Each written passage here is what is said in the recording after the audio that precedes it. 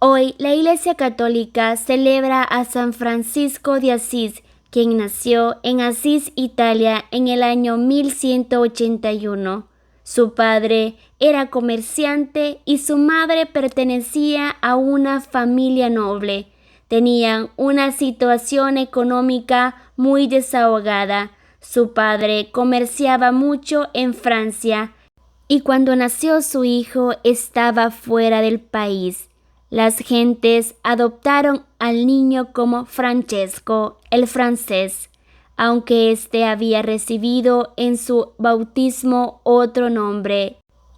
En su juventud no se interesó por los negocios de su padre ni por los estudios. Se dedicó a gozar de la vida sanamente, sin malas costumbres ni vicios. Gastaba mucho dinero, pero siempre daba limosna a los pobres. Le gustaban las románticas tradiciones caballerescas que propagaban a los trovadores.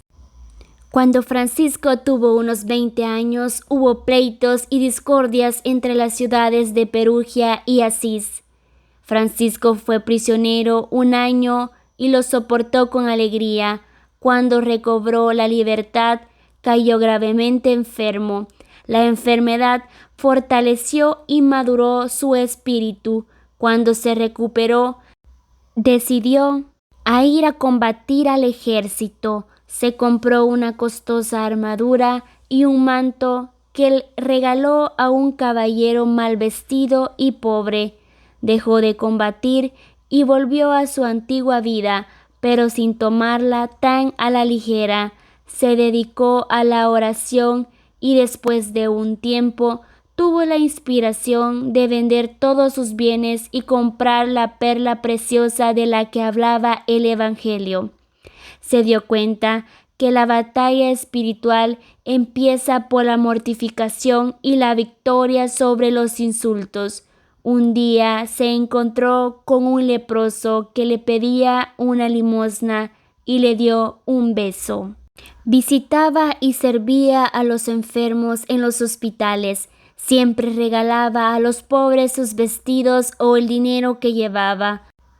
Un día la imagen de Jesucristo crucificado le habló y le pidió que reparara su iglesia que estaba en ruinas.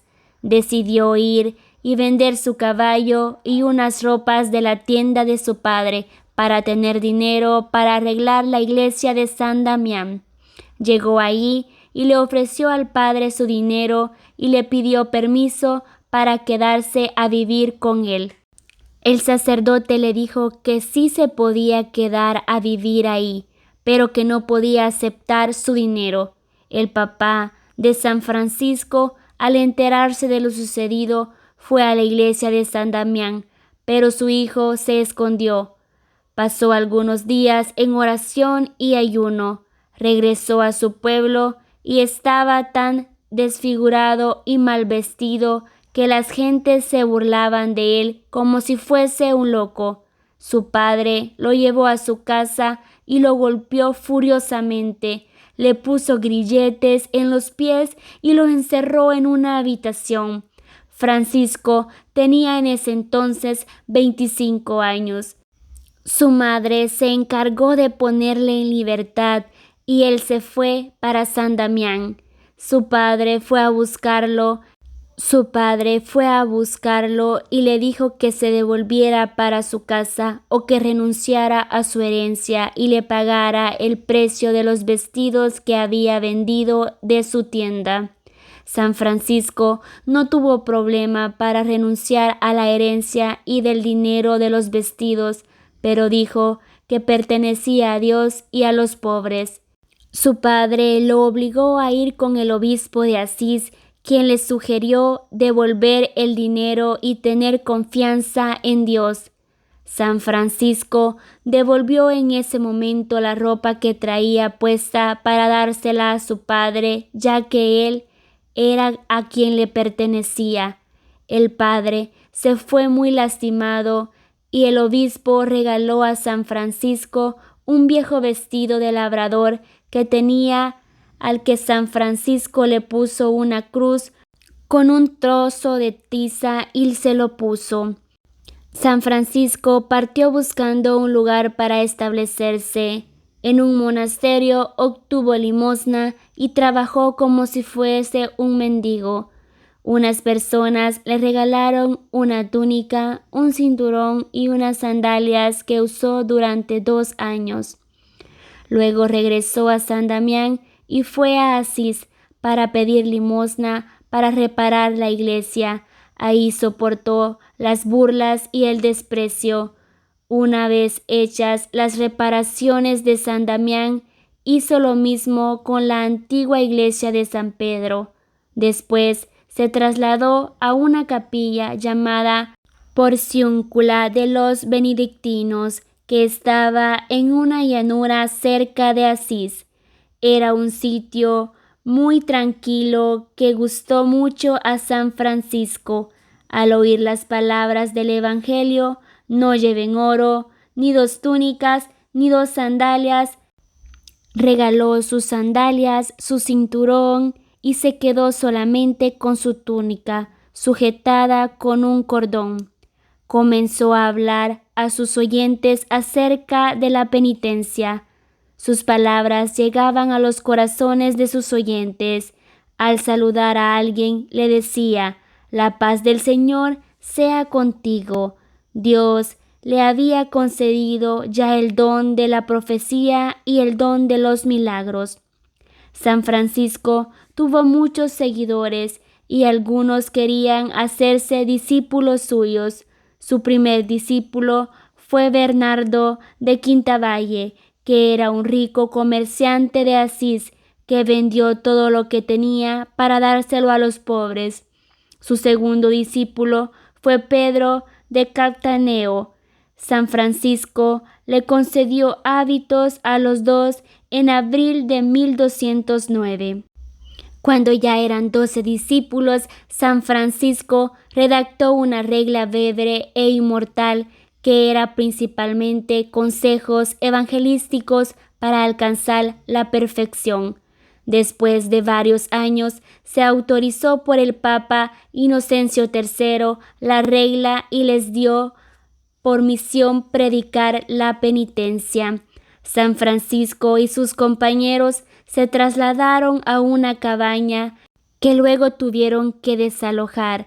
En el año 1212, el abad regaló a San Francisco la capilla de Porciúncula con la condición de que la conservase siempre como la iglesia principal de la novena orden. Él aceptó, pero solo prestada, sabiendo que pertenecía benedictinos.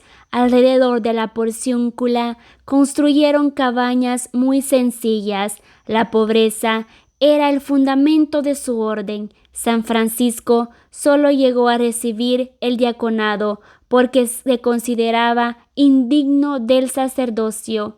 Los primeros años de la orden fueron un periodo de entrenamiento en la pobreza y en la caridad fraterna. Los frailes trabajaban en sus oficios y en los campos vecinos para ganarse el pan de cada día. Cuando no había trabajo suficiente, solían pedir limosna de puerta en puerta. El fundador les había prohibido aceptar dinero. Se distinguían por su gran capacidad de servicio a los demás, especialmente a los leprosos, a quienes llamaban hermanos cristianos. Debían siempre obedecer al obispo del lugar donde se encontraban. El número de compañeros del santo iba aumentando. Santa Clara oyó predicar a San Francisco y decidió seguirlo en el año 1212. San Francisco consiguió que Santa Clara y sus compañeras se establecieran en San Damián. La oración de estas había fecundado el trabajo de los franciscanos. San Francisco dio a su orden el nombre de frailes menores, ya que quería que fueran humildes. La orden creció tanto que se necesitaba de una organización sistemática y de disciplina común. La orden se dividió en provincias y al frente de cada una se puso un ministro encargado del bien espiritual de los hermanos. El orden del fraile creció más allá de los Alpes y tenían misiones en España, Hungría y Alemania. En la orden había quienes querían unas reformas a las reglas, pero su fundador no estuvo de acuerdo con estas. Surgieron algunos problemas por esto, porque los frailes decían que no era posible el no poseer ningún bien. San Francisco decía que este era precisamente el espíritu y modo de vida de su orden. San Francisco conoció en Roma a Santo Domingo, que había predicado la fe y pertenecía al sur de Francia. En la Navidad de 1223, San Francisco construyó una especie de cueva en la que se representó el nacimiento de Cristo y se celebró misa. En el año 1224 se retiró al monte de Albernia y se construyó allí una pequeña celda. La única persona que lo acompañaba fue el hermano León y no quiso tener visitas. Es aquí donde sucedió el milagro de las estigmas, en el cual quedaron impresas las señales de la pasión de Cristo en el cuerpo de San Francisco. A partir de entonces llevaba las manos dentro de las mangas del hábito y llevaba medias y zapatos. Dijo que le habían sido reveladas cosas que jamás diría a hombre alguno. Un tiempo después bajó del monte y curó a muchos enfermos. San Francisco no quería que el estudio quitara el espíritu de su orden. Decía que si podían estudiar, si el estudio no les quitaba tiempo de su oración y si no lo hacían por vanidad. Temía que la ciencia se convirtiera en enemiga de la pobreza. La salud de San Francisco se fue deteriorando, los estigmas le hacían sufrir y lo debilitaron, y ya casi había perdido su vista. En el verano del año 1225 lo llevaron con varios doctores porque ya estaba muy enfermo.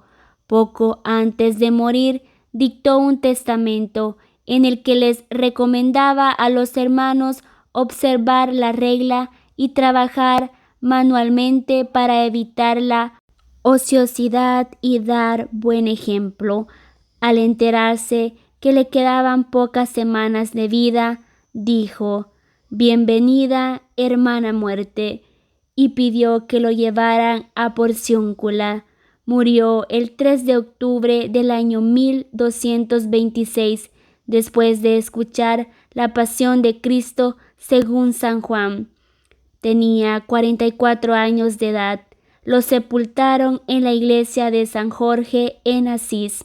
Son famosas sus anécdotas de los pajarillos que venían a escucharle cuando cantaba las grandezas del Señor, del conejillo que no quería separarse de él y del lobo amansado por el santo. San Francisco contribuyó mucho a la renovación de la iglesia de la decadencia y el desorden en que había caído durante la Edad Media.